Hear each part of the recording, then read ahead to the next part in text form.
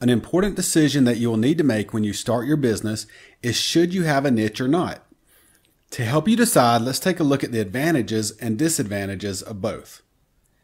The advantages for having a niche are: it allows you to focus on a specific industry, which allows you to become more knowledgeable about that industry, and this allows you to better serve your customers.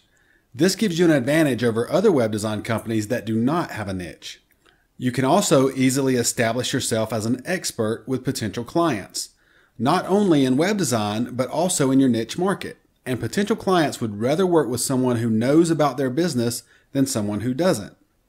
Disadvantages of having a niche are: it will limit the number of potential customers, especially if you're only trying to attract local customers.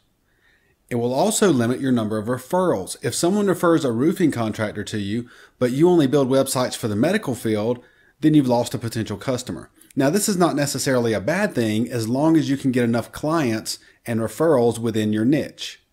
So what about not having a niche? The advantages of not having a niche are that you will have plenty of potential clients. And also, you're not limited with referrals since you'll be able to build a site for any type of business. The disadvantages of not having a niche are that on occasion you may have a potential client that would prefer someone that is an expert in their industry. Also, you can spread yourself too thin and it may take you longer to build your site because you'll have to spend more time researching the business than you would if you already had knowledge of the business and the industry that that business is in. So should you have a niche or not? Well, that is completely up to you. There are successful web design companies that do niche and there are successful ones that do not.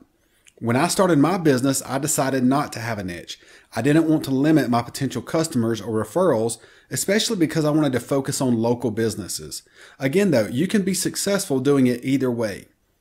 Keep in mind that if you do decide to have a niche, be sure that you will have a big enough base of potential clients.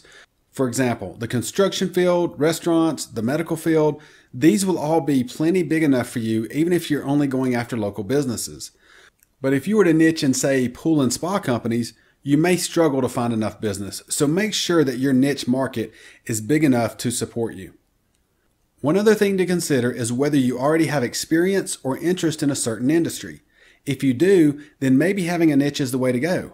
Again, it is completely up to you and what you feel is the best route for your new business.